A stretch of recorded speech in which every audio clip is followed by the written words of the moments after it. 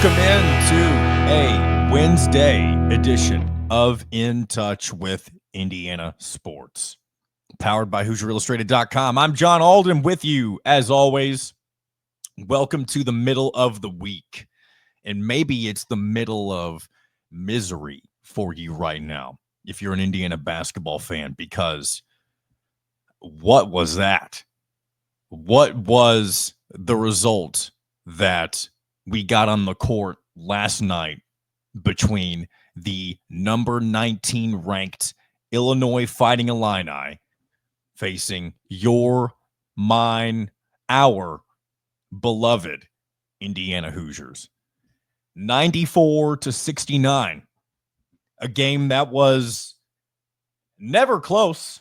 I mean, there was a time where Indiana, would make a run here and there after the result had pretty much already been decided. But I mean, now that this has happened for two games back to back in a row, I should say, however you want to say it, and 5 times now all season. I mean, all of Indiana's losses were blowouts. I do think the Nebraska game, as I've mentioned before, a little bit different in the way that it kind of played out, but still a pretty large margin of victory or loss, however you want to look at it. Victory for the team that won. But things are not good with Indiana basketball right now. And it's unfortunate for really everybody involved. It's unfortunate for the effort given on the floor. It's unfortunate for those who buy season tickets and pay to see this product that is being put on the floor. I mean, you saw students leave at not even at halftime. There were people who were ready to go before then, of course. And I mean, it's almost like Indiana football and basketball have switched roles. I've always kind of joked before, like, it's not possible for Indiana to have two good programs at once. It seems like when one program is thriving, the other one is kind of on the downswing. I know it's not always been the case, but in recent years, it's kind of seemed that way. But when students and fans in general are leaving as early as they are, it, of course, brings back old memories of what football used to look like. Not that long ago. I mean, the joke that used to be for Indiana football was that, like, the best tradition or the most recognizable tradition in Indiana football was fans leaving at the end of the third quarter or even before then. So here we are with Indiana sitting at 13-5, 4-3 in Big Ten play, and you're kind of caught in no man's land. And what I mean by that is, I think we all know at this point where this thing is heading. And there's probably a small and ever so decreasing amount of people that fit into this category that I'm about to describe. But there is a small amount of people who will probably say that they don't think, or that they think there's still a chance that it could work. And there is a chance that this season in and of itself can take a turn for the better. But I think at this point, we know where this thing's heading. I think there is a chance that, Indiana can win some games here and there, and they'll probably look good here and there. But the truth of the matter at this point is that Indiana basketball is not going to be able to put in the performance that fans expect night in and night out with the current coaching staff in place. And that's not to say that I know anything about coaching or that I'm any better than Mike Woods. I'm not saying any of that. I'm just saying that it doesn't take much for those who watch and consume the product to know that there's a problem here, right?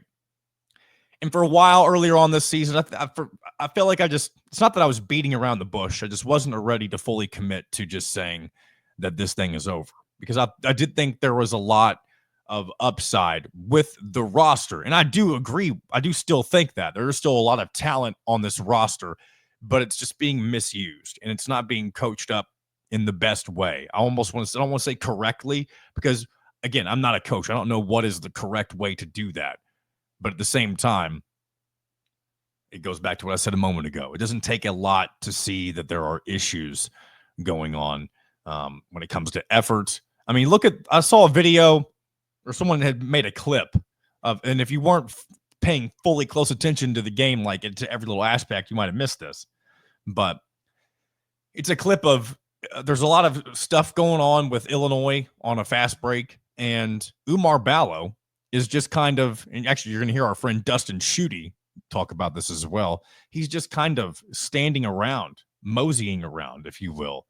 And for somebody who got paid the amount of money he's getting paid to play for this basketball program and to just stand there, I mean, the thing is now in this era, you don't have to be as patient as you used to with the fan. You can't, the excuse of, oh, I don't have my guys anymore, that doesn't exist anymore, because these are Mike Woodson's guys, save for a couple of those who hung around for the Archie Miller era or from the Archie Miller era and are still here. I'm referring to, of course, Trey Galloway and Anthony Leal. I don't believe there's anybody else from the Archie Miller era still on the roster. But nonetheless, it's a very disheartening thing to see as a fan, right?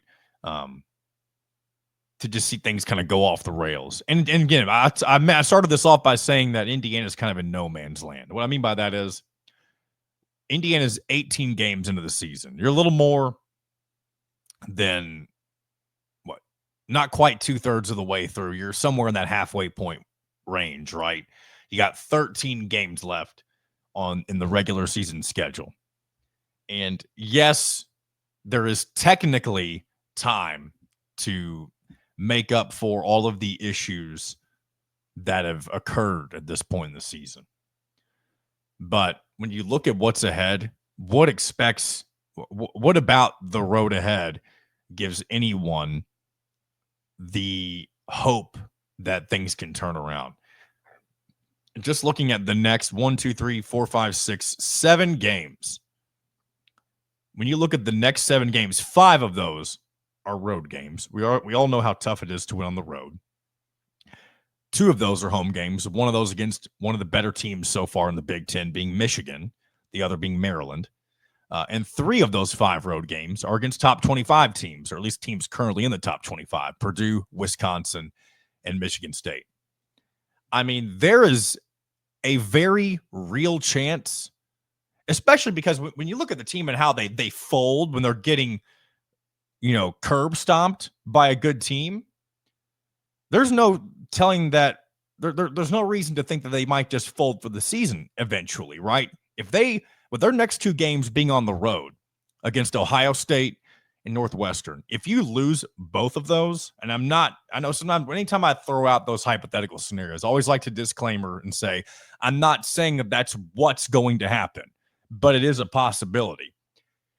If Indiana loses to both Ohio State and Northwestern in the next, that's January 22nd, in the next week, there is reason to believe that the team can just crumble from there. And should they? No. If you have any pride, you won't do that. But, I mean, you'd be riding a 4-game losing streak. You'd be playing Maryland, Purdue, Wisconsin, Michigan. I mean, again, the bottom can drop out very quickly if things don't turn around. And I hope that these players care enough for themselves, and I don't even mean to say for the fans, but just for their own good. If you want to be somebody who's desires you, whether it be in the NBA draft or in the transfer portal, give some effort. Act like you care. I know Umar Ballo, he's someone who's been around the game for a while, especially the college game. I don't know that somebody of his stature is as coveted in the NBA as it used to be. So maybe he just kind of sees this as like, whatever, this is my final year, I don't really care. Hopefully that's not the case, but sometimes he carries himself in that way. But it's going to be interesting to see. I'm going to get to some of your YouTube comments. You guys have plenty of comments, not necessarily from the show, but from last night's post-game wrap-up show with Drew Rosenberg and Kyler Staley. Shout out to all of you who took that in. I know not the best circumstances for, viewing a post-game show, but it does allow you to sound off. And I'll get to a few of those comments as well as some of those that were left on Monday's show. We'll do that here very shortly. I want to get into one other thing, and then I'm going to bring in our man, Dustin Schutte. Haven't spoken with him in a while, and I look forward to sharing that conversation with you. But on the other side, we'll basically the rest of the show, I think we'll dedicate to YouTube comments at that point. So, but before that, I do want to share a piece of sound in case any of you hadn't seen this. This is referring to the little scuffle, and maybe that's putting it lightly. I don't know. That happened between not between Luke Goode. Luke Goody's the one talking about it on the microphone. Between Umar Ballo and trying to intervene with something that was going on with Illinois, some players, and he just kind of addressed what happened toward the end of the game last night. And I want to let that roll right here, just in case anybody hadn't heard this yet. I think it got blown way out of proportion. I went and talked to the Illinois staff after and said I had no bad intentions. It was simply a box out. I got called for one in the first half, which was awful as well. I mean, that's what we're taught to do. Go hit your man and turn and box out. So that's what I was taught to do, and that's what I did. I don't think Ballo reacted in the right way. He stood up for me. Miles stood up for me, which I really appreciate. That's what a team looks like. But, it was a little too much. I think Ballo should have controlled his emotions a little bit. It makes us look bad as a program, and that's not the kids that we have in the locker room. Anybody that knows Ballo knows he's a great kid. We were all upset that we were losing the game by a margin that we obviously didn't expect or want to lose the game by. And at the end of the day, Coach went and shook Coach Brad's hand. I went and shook Brad's hand, and basketball's basketball. So Ballo's a great kid. He was sticking up for his teammate, and that's just not how we need to represent the Indiana program. And we'll continue to try and represent the right way in the future. I think it got. Sorry, just looped there. But anyway, I thought that was a very mature response, given everything, because he was honest about the situation. I mean, of course, Luke Goode, a former Illinois player, those are some guys, and of course the coaching staff that he used to play for. So I'm sure there's a lot of extra emotion for him and the players who are going up against him. And then when you have the result that you have happen, it's never good. And I'm sure Luke was embarrassed by everything that kind of went down, and maybe the whole team, but nothing should ever come to these types of things, right? And then to have Umar Ballo after and we don't even know what happened a couple of weeks ago. We don't know for sure, of course. We can speculate all you want. But to have him kind of just do what he did and get ejected, it's not a good look when you're already getting your ass handed to you and you've already had your own personal issues that have remained private. It's just not, things are not in a good place for Indiana basketball right now. But I feel like Luke Goode gave a good response to that. Some of these comments I've seen, or at least one of them seems to disagree with that. But hopefully many people appreciated what he had to say. And good on him, because, like I said, it can't be easy taking a result like that to a team that you've been on for the last, basically your entire career until this year. You could easily, it could have been a lot more ugly for everybody involved. So props to Luke Goode for the way he handled that. All right, we're going to go ahead and transition into our segment with Dustin Schutte, continue to talk Indiana basketball, but of course, with him being on the show, we'll talk a little bit about Purdue, kind of get his perspective on what's going on with the rival program, especially with Purdue coming to Bloomington here in just a couple of short weeks. And I'm sure if you're an Indiana fan, that's not very exciting to hear, because you wish you had a more competitive looking team right now. And yes, maybe things can change. I don't really at this point expect them to. But hey, nonetheless, that's where we're at. And we'll continue this conversation with Schutte. And we'll also talk a little bit of football towards the end as well. I wanted to hear his thoughts on Barry Odom being the new head coach for Purdue football and what they kind of have going for them heading into this offseason and of course next fall when football comes back around. I can't believe we're almost at the end of football season. I know the regular season's done and the only thing left is the national championship game on Monday, but what a fun year it's been for football. And we're coming up on 6 months. We might even be I don't know the exact day, but it's been about 6 months since we launched the show right at Big Ten Football Media Days. And I think it shows that football really is a long season, and I can appreciate that when things are going well, especially like they had for Indiana this past season. So, without further ado, let's go in and chat with Dustin Schutte. We're going to continue to talk about all the good, which is not much of it, the bad and the ugly for Indiana basketball. And joining us for the first time in a while, it is none other than my good friend Dustin Schutte from Sports Illustrated. How's it going, Mr. Schutte? It's going pretty good, John. How are you? I'm doing all right. I'm doing good. I mean, it's very chilly, might be putting it lightly where I'm at right now. We've had single-digit temperatures in my neck of the woods, and I learned before we started recording this that you are down in Florida, where I'm sure it is at least a lot warmer than where I'm at right now. Yes, it is. My mom and brother live down here. Stepdad lived down here, so we came down to visit. Went to Disney on Monday. That was fun. Or no, Tuesday. I've gotten my days mixed up. Yeah, that happens It every was now and actually again. Tuesday we went to Disney. But I will tell you that it's been in like the 60s and when the lows in the 30s and 40s. So while it's warmer, a lot warmer than like Louisville and Kentucky and Indiana and St. Louis where I live, it's also not like shorts and pool weather. So it's not like we're just basting in the sun out here. Shorts weather, maybe, but maybe not pool weather. I do agree with you on that, but I'll still keep the shorts on in 60 degrees for sure. Well, you're better than I, because I've been wearing long pants, and I think I packed like one pair of athletic shorts just in case. But that's about it. Real quick on Disney, have you visited just one park? I'm assuming it was Magic Kingdom. Yes. So I have family that works at Disney, and so when we come down, we're able to get in, and we take advantage. So we just did one day at the Magic Kingdom. It was a low crowd day, so we're able to do lots of rides, had a lot of fun, and ate a lot of snacks. So it was Did you all in all a ride good day. whenever I went to Disney back in the spring, one of the very first ride that we rode was the Tron roller coaster. Did you happen to get on the Tron roller coaster? No, because that was probably the longest wait. And from what I've heard, now you can tell me that because I do not know, even though I have more expertise in Disney than you. I heard it was a very short ride. It is. It is a very short ride.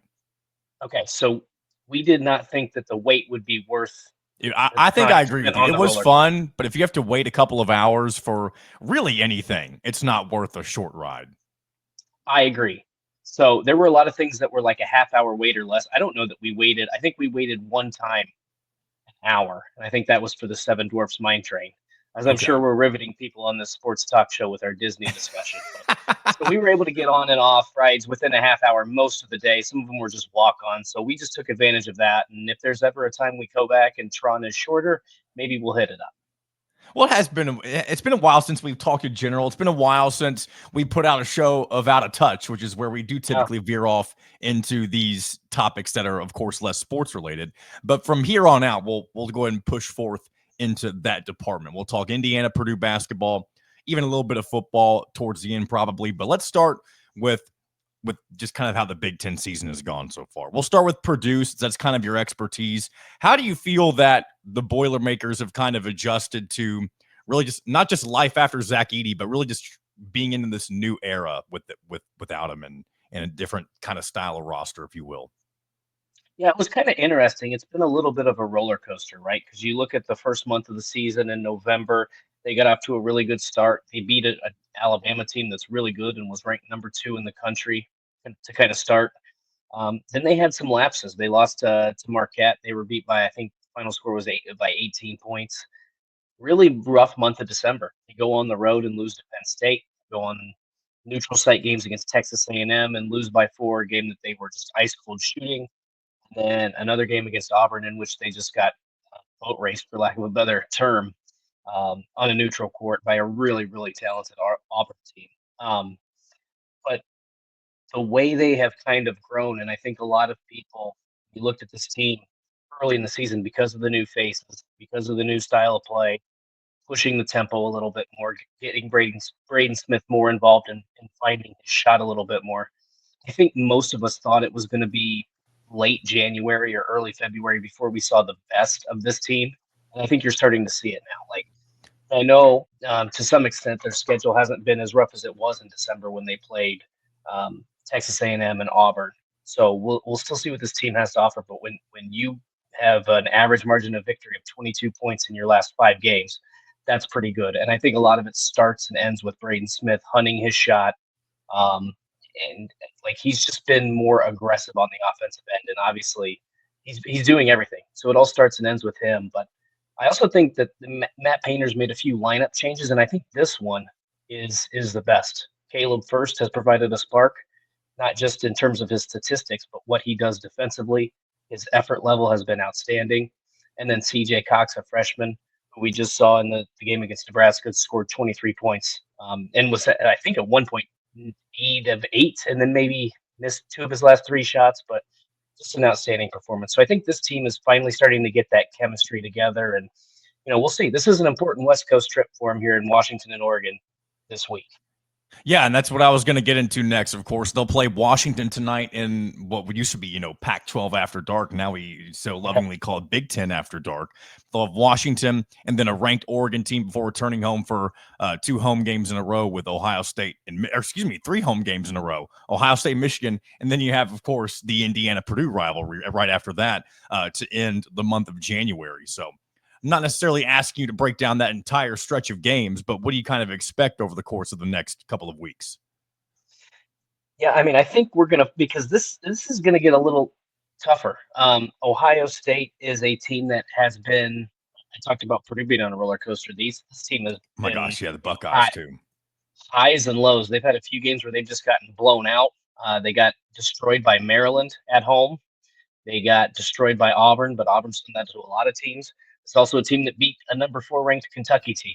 Had a win over Texas early in the season. So you never know what Buckeyes team you're going to get. I think you feel better about that game at home than a Michigan team that I think with Dusty May, as much as we thought it was going to look better than what it was under Juwan Howard, I don't think anybody expected Michigan to be at the top of the Big Ten through the first quarter of the season.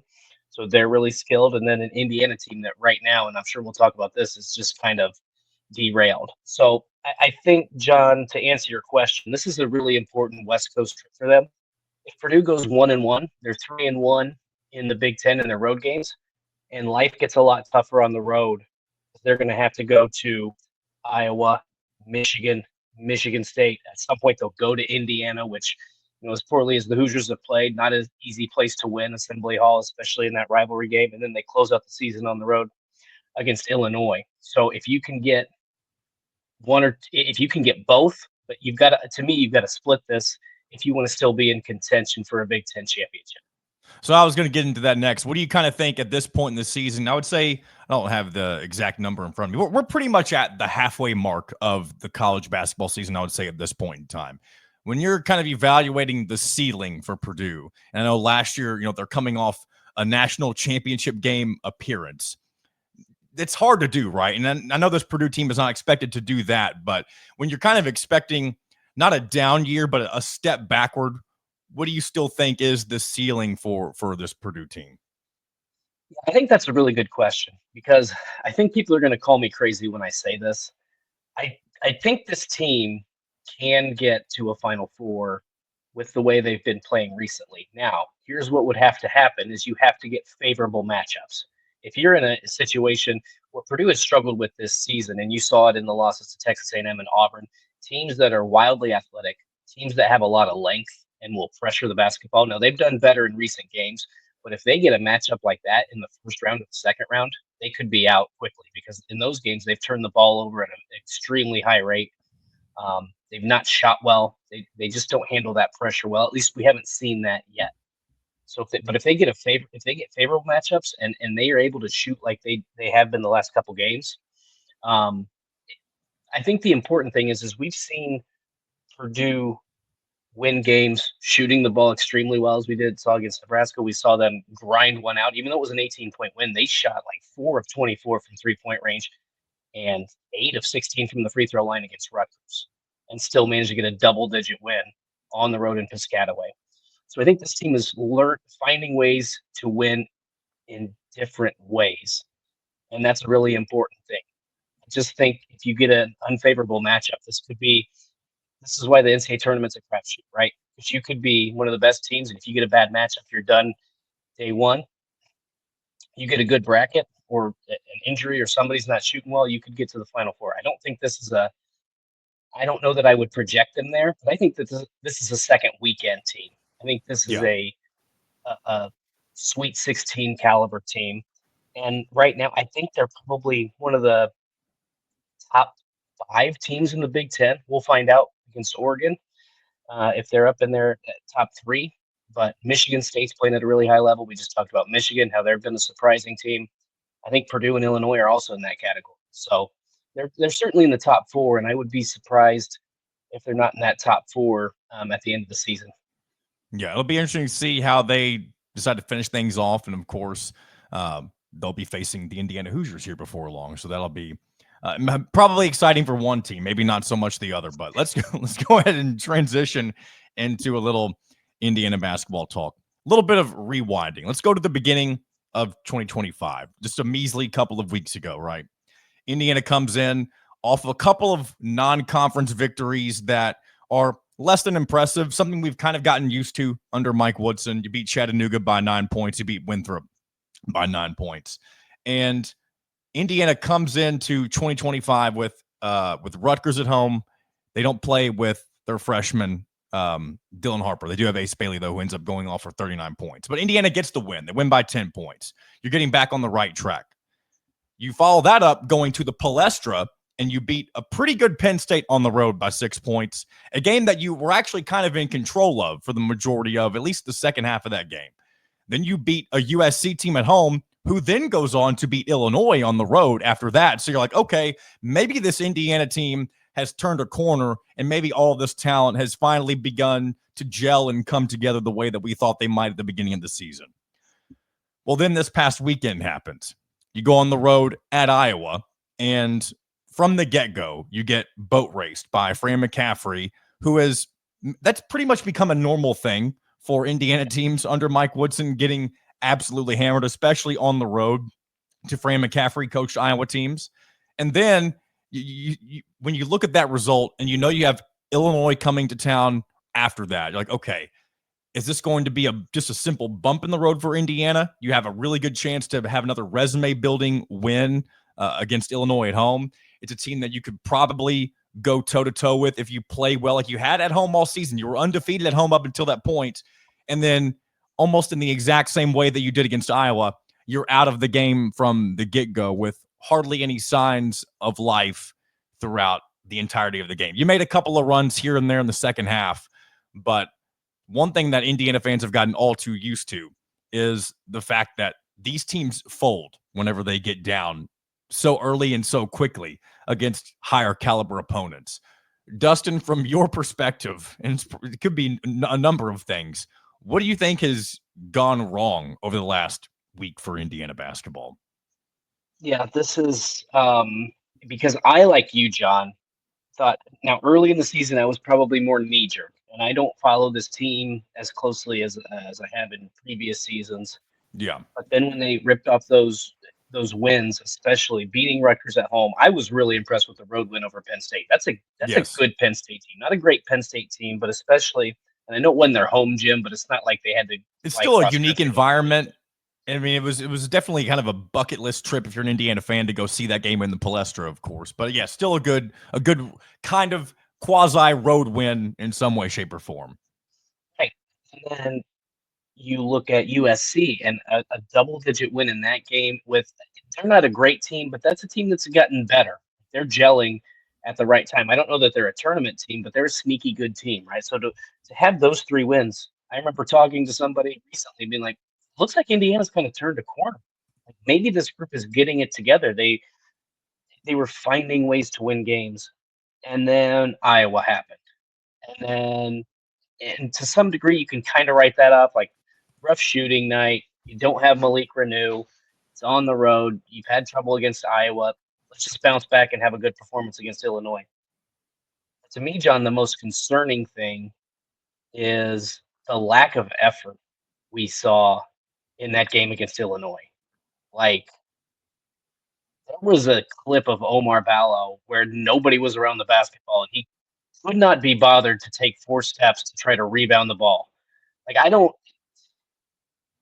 me, this issue is coaching, and it's not that Mike Woodson is not a good, like, he's very knowledgeable about basketball, and this Yes. is going to sound really dumb, but when he draws up inbounds plays, like, he clearly knows what he's talking about. They can get a bucket on any inbounds play that they want, so he knows what he's doing. But he lacks the ability to motivate this team.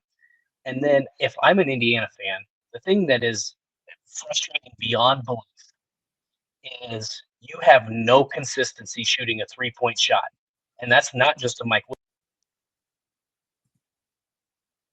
Archie Miller thing. And like, you are in a state where shooters are a dime a dozen. You can find any of them, and you can't figure out your 3-point situation. I don't understand it. So, like, to me, these last two games, and far be it from me, I'm not fire the coach guy. Yeah. But what have you seen since Trace Jackson Davis left that would make you think that this is on a positive trajectory out of Mike Woodson? Yeah, last year it was very easy. It was very easy to say, like, last year was like, okay, it was a transition season. You'd lose we could say it, one of the best players in the history of Indiana basketball. I'm not saying he should be like in a shrine or like some sort of like top 5 like starters of all time, but he's somebody who will definitely go down in history as being one of the best players, especially when you think of 4+ year guys. You don't really get that anymore at any program for that matter. So adjusting from that was always an excuse that somebody, including myself, could fall back on last year. Like, okay, just got to find a way to fix things over the offseason and get back on track the following year. Well, they did what they needed to do in the portal. They kind of whiffed on some of the freshman recruiting, and that's something that has always been an issue that people have mentioned. But coming into the season, people knew that the roster was there and should be capable of doing enough to, at the very least, get into the NCAA tournament comfortably. I'm not even saying be on the bubble, which is looking like what this team is going to be at the very maybe best. At this point in time, I'm not at all expecting this team to make the NCAA tournament. I don't think many people would. It's probably going to be another roller coaster of a season throughout the rest of the Big Ten campaign. But overall, we're trending into the trajectory of disappointment once again, and in an era where you can turn things around so quickly. I don't necessarily, if the season is going or ends up in the direction that it is currently heading, I don't foresee Indiana deciding to stay with Woodson. I'm not saying you should or shouldn't be or any of that type of thing, but let's use Purdue football as an example. They had kind of a similar thing where they got to a point this year where effort was just kind of like, okay, like we can even look at the old Oak and Bucket game. Like, yeah, Indiana won that 66-0, but how much did Purdue really care after a certain point in that game, right?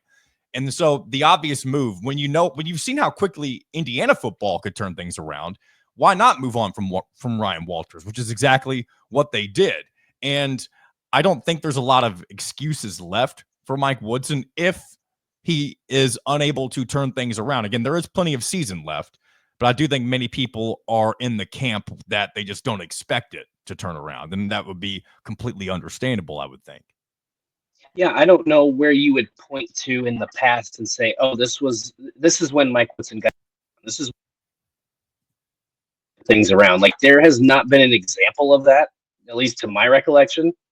So there's not like you have this history of him going through this kind of slump and getting things figured out. It's just never happened. Like, some coaches get the benefit of the doubt. Tom Izzo, Matt Painter, even to some extent Dusty May, right? Like, if Michigan had a tough year, you'd say, well, this guy got FAU to the Final Four. Let's give him a chance. But you just don't have that with Mike Woodson. And again, you look at Omar Ballo, who, like, to me, I don't want to throw a kid under the bus, but that dude seems to have just cashed a check, right? Like, yeah, that's fair to say. Like, you can't. And then at the end of the game, let's go back a few weeks. I don't know if he was caught out in town the night before one of those games where he was suspended or whatever, but he clearly was not following team rules, right? And didn't seem to care. And then last night, after the scuffle is kind of over, jumps in and shoves an Illinois player. And it's like, I understand defending your teammate, but in that moment, nothing was happening. Why did you make a stupid, like, do you just not want to play the next game? And then for Mike Woodson to say, well, we'll just see what the Big Ten has to say because I don't really care what happens.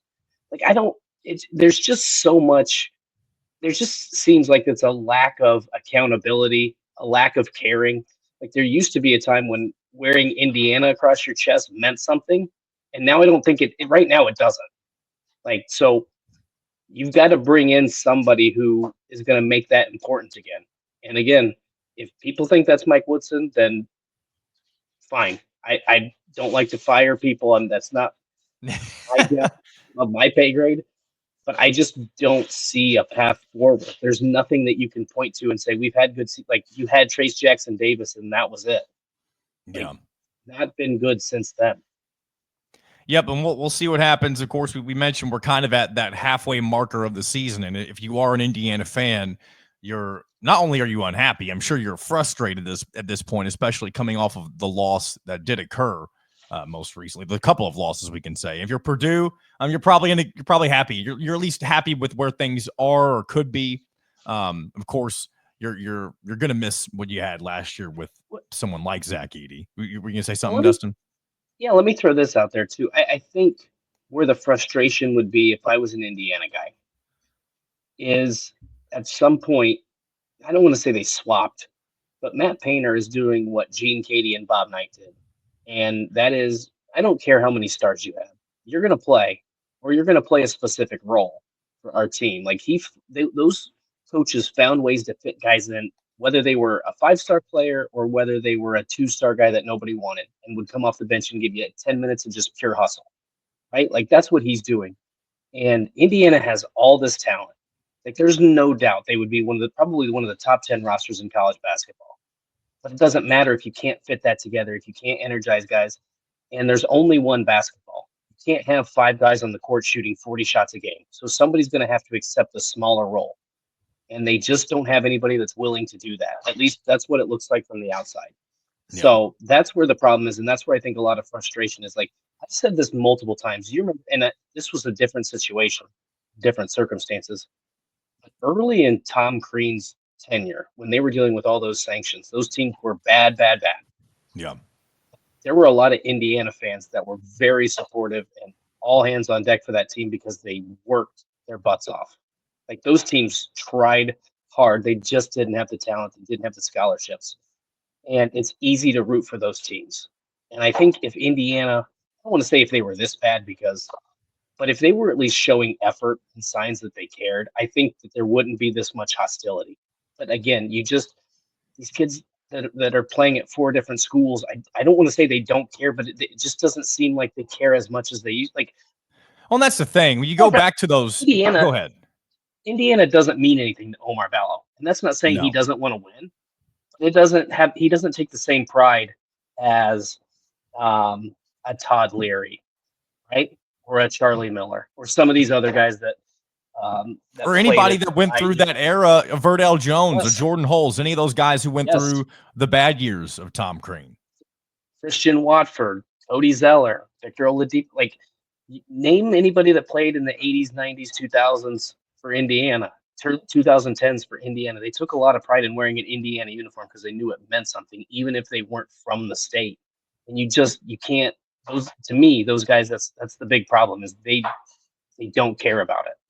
Yeah. And it's a shame, but I mean, it's all, the further we get into this NIL, kind of transfer portal nonsense, and it's been very beneficial in a lot of ways for a lot of teams. I'm not saying it should go away. I do wish there was a little more regulation with it, but at the same time, it does kind of eliminate that, playing for the front, and not even just for Indiana. I'm talking for every school. It's all about the check and who's going to offer the most. And at the same time, also going to matter who can get you to the next level the fastest. I think that's kind of the other thing that players are worried about, especially those that do have that extra upside. So it'll be interesting to see what happens over the next couple of years with all of that. Let me throw one more thing out there at you. I think certainly NIL helps, right? It helps you retain players. It helps you get talent. But look at Iowa State. You're telling me that those kids are making a lot of money? Like, they might be making fine money, but I can't imagine Iowa State is in the top third of Power 4. They might be in the bottom third of power conferences in terms of NIL. I don't know their situation, but I can't imagine it's certainly not on the same par as Indiana. So you can win, and you don't have to have the best NIL in college basketball. You just got to find the right pieces. Yeah. And that, to me, is the biggest problem. NIL can be a huge help for Indiana, but if you don't have the pieces, as you have seen the last 2 years, really doesn't matter. I mean, I'm going to transition over to Indiana football and football in general because I do want to ask you about Barry Odom with Purdue. But, I mean, Indiana does not have the season they have without exactly with what you're talking about. The right coach in place. Yep. You do have something in the war chest of NIL, and then you bring in guys that you know are going to work well together. And a lot of that was something that Signetti won't have next year, and that's knowing that the JMU guys were going to mesh well together. I think that was a big piece that I think a lot of people, not that they don't mention it enough, but that's one thing that we're going to learn about Signetti going into year 2 is, yeah, he's done this thing before where he's pieced together things that work that weren't there before, but he also knew a lot of the guys that were coming in from coaching them before. He's not going to have that in year 2. I do still, at this point, trust his ability to piece together a roster that will work because he knows what he's looking for, but it is going to be something that is a little bit different for him. But either way, and you can comment on that if you want, but I was going to ask you about Purdue and their new stuff going forward for football. Yeah. I mean, I think Barry Odom is a really good hire. At first, I wasn't maybe quite as on board because I thought there were other maybe better candidates. And I think one guy that I will mention that you probably are aware of, Tyson Helton at Western Kentucky. Yes. His offensive scheme and the way they throw the ball around, that has really worked well for Purdue.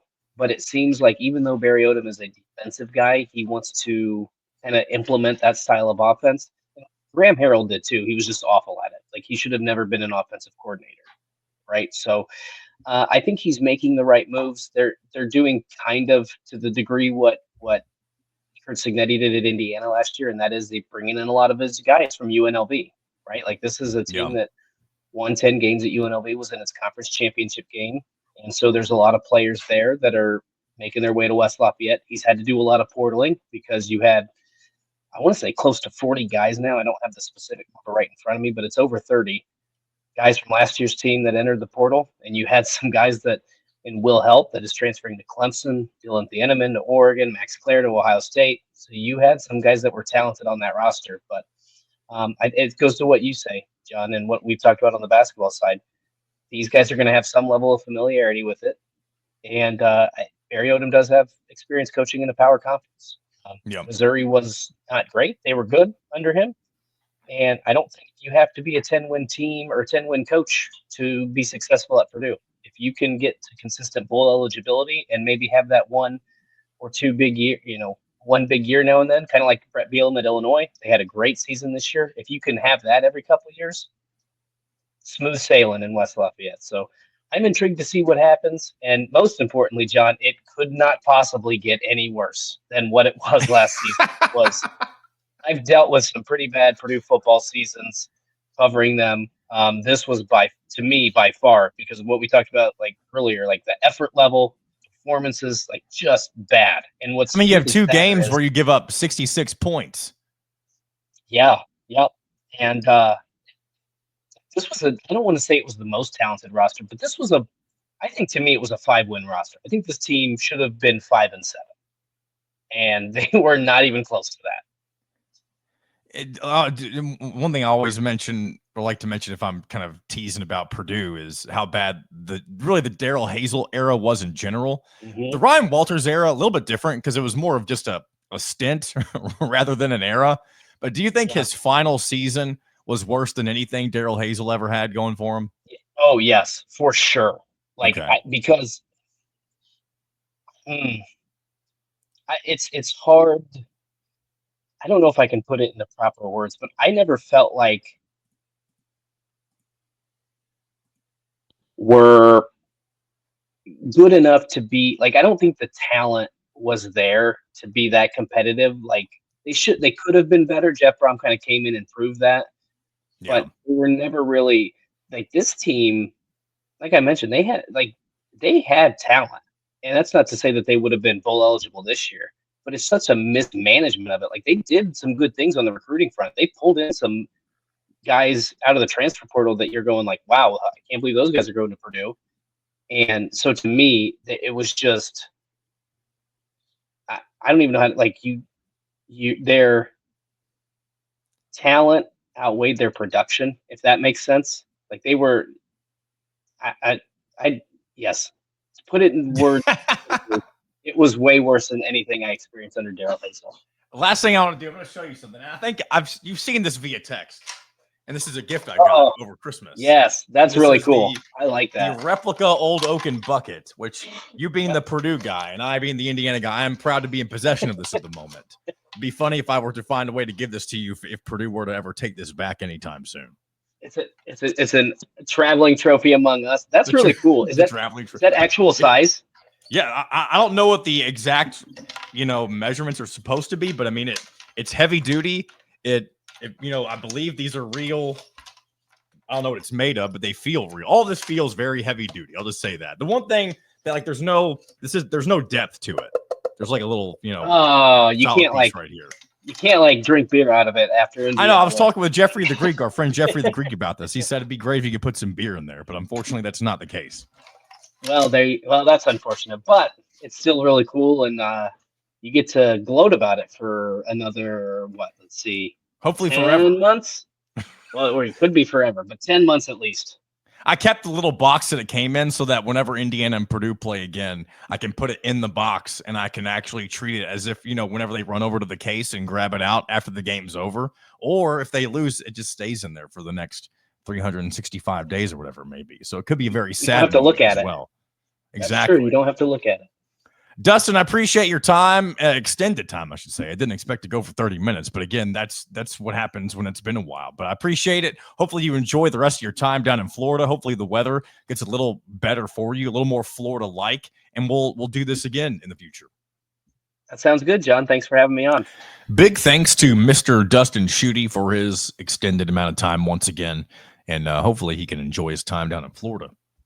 The traveling nomad that is one Dustin Schutte. Looking forward to hopefully recording a new episode of Out of Touch here soon. I know we went from doing that show weekly to bi-weekly to now with how crazy all of our schedules are. It's really just kind of turned into whenever each of us are available and it's most convenient for us. So hopefully we can do more of those episodes here in the very near future. But let's go ahead and we'll take a few minutes here. I do want to read a few viewer comments from YouTube, some of them from Monday's show of In Touch, and then some of them from last night's postgame wrap-up show with Drew and Kyler. And a lot of it pretty much referring or commenting on what's going on with this basketball team. And we'll start with that. Dabney Offermean. And I know you've commented before, Dabney. I don't know if you're somebody who just watches the post-game wrap-up shows or if you watch both.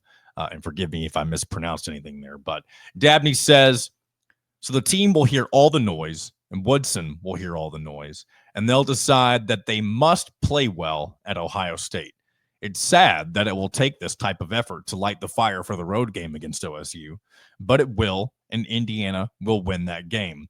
But it's probably too late.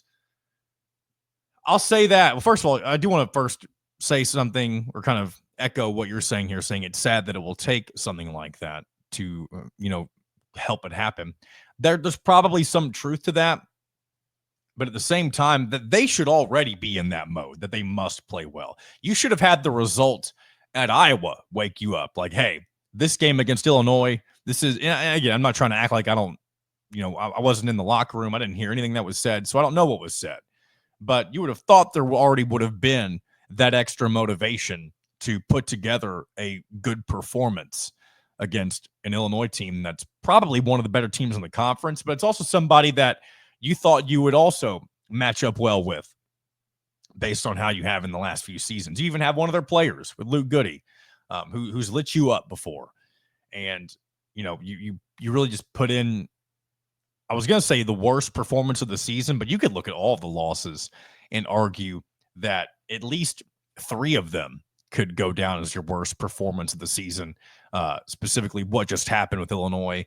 You could probably throw Iowa in there, and then, of course, the Louisville game that I like to reference. Gonzaga, and Nebraska is definitely the best of the 5 losses, but I mean, I'm not here to rank losses, but I guess that's what I'm doing.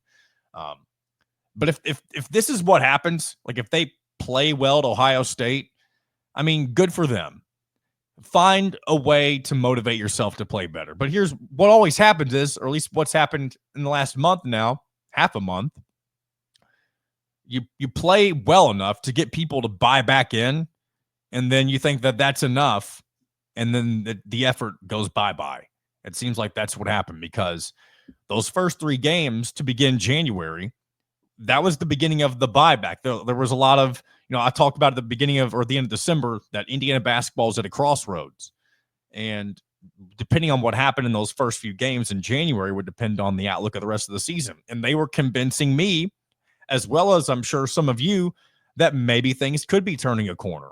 And just when they had you, right? They gripped you back in. They convinced you that there was a chance to not only get back to the NCAA tournament, but maybe if you play the cards just right, that maybe you'll challenge for the Big Ten title. You don't have to win it, but maybe you'll be up there in that top tier of the conference. Well, you follow that up with, I feel like I'm telling the same story that I told with Dustin Schutte on here, just in a different manner, right? Then you follow those 3 games up with the 2 that just happened. And I was going to say we're right back to where we were before the turn of the 2025, but I think we're below that. We're as low as we've been as fans or really as a program since the Louisville loss and really the battle for Atlantis trip in general. And it's going to take I'm not going to call it a miracle. It's going to take a turnaround that we haven't seen yet under Mike Woodson throughout any of his seasons. Really, we've seen good stretches of play through certain parts of the season, but it's going to take a culture shift. It's going to take a different, almost just completely renewed mindset. And I think I was going to say it starts with Mike Woodson, and it really should. But I think this comes down to, like, the players have to want this more than anything. I think Mike Woodson is who he is, and he isn't going to change. I mean, it's kind of like you can't teach an old dog new tricks. When you're a player in college, you're still young. I mean, you're younger than me. I mean, it's weird. Some of those players are about my age because of the COVID year and stuff and extra red shirts and all that nonsense. So it is kind of weird to think that some of those guys are close to my age.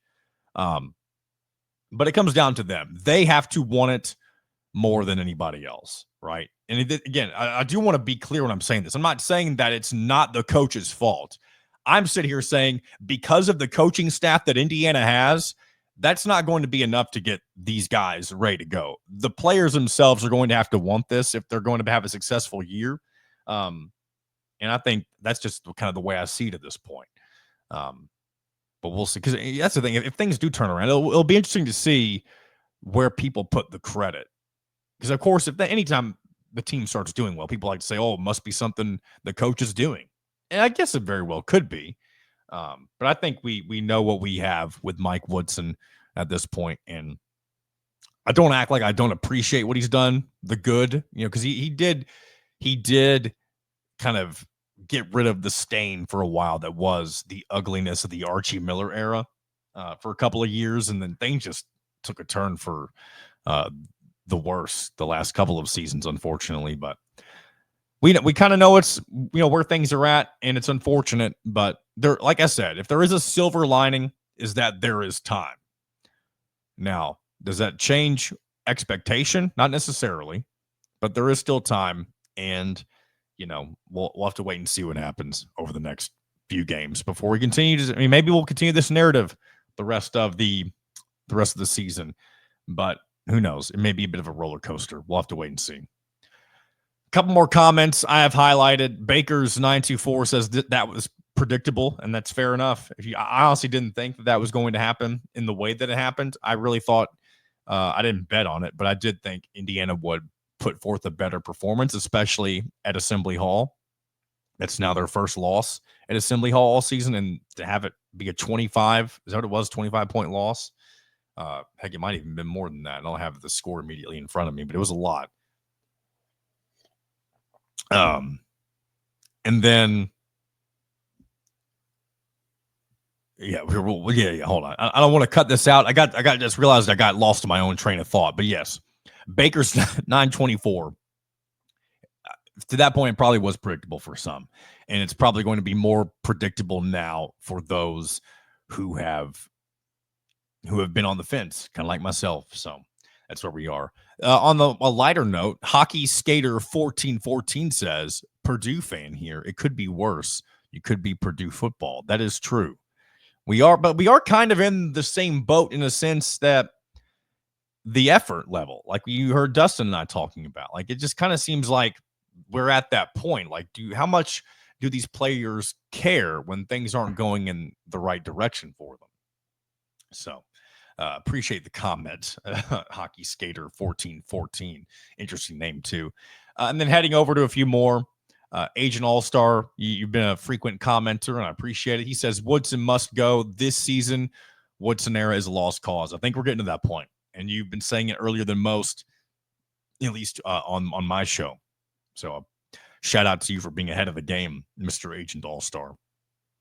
And then finally, on a lighter note, not necessarily something basketball related, but Mike Shenanigans back in the comments says, I did get the electrical issue fixed. It was a bad outlet that all the outlets in that same run was made did not work also. Thanks for the advice. So yeah, if you missed last week's show or either the last couple of shows, I was talking about some of the electrical issues I've had due to the snowstorm. Mike had said that he had some similar ones going on. So, but yeah, glad you got your issues fixed, and hopefully Indiana basketball will get their issues fixed. I don't know.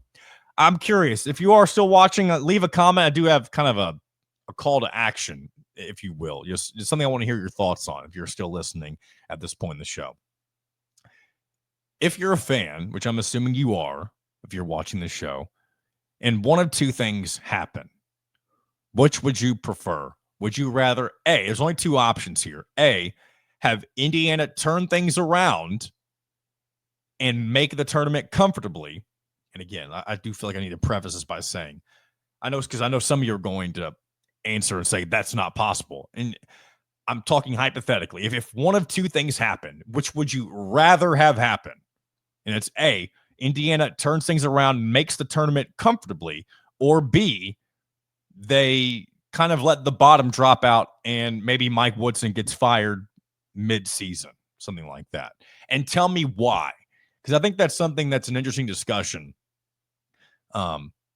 And I'm curious how many people will share their thoughts on that. So yeah, option one, Indiana turns things around, makes the tournament, let's just say as like a 7 or 8 seed, something along those lines. Indiana, and I don't even know what it would require Indiana to do the rest of the year to make a 7 or 8 seed, but let's just say that that's what happens. That's option one. Option two is the bottom falls out and Woodson gets fired before the end of the year. Which would you rather have happen? As an Indiana fan, I would like to discuss that with you guys on Friday. So, without further ado, but that's going to do it for today's show. Appreciate you checking it out. Appreciate Dustin Schutte as well for taking the time to chat with me about a number of things Indiana and Purdue related. And we'll be back on Friday to do it all again. So, check out everything going on at HoosierIllustrated.com. Be sure to check out Kyler, Dylan, Drew, Alec, all their stuff. Follow them on Twitter if you haven't. And if you want to follow me, you can. The user name, the @ name, the handle is right in front of you. Don't tweet a bunch, but sometimes I put some interesting things, or maybe they're not so interesting. Don't always tweet about sports either. So, but if you want to give us a follow, appreciate that. If you do, subscribe on Hoosier Illustrated's YouTube page. And hit that notifications bell if you want to know when we're live or when we post different shows and all that good stuff. So until Friday, this has been another episode of In Touch with Indiana Sports, powered by HoosierIllustrated.com.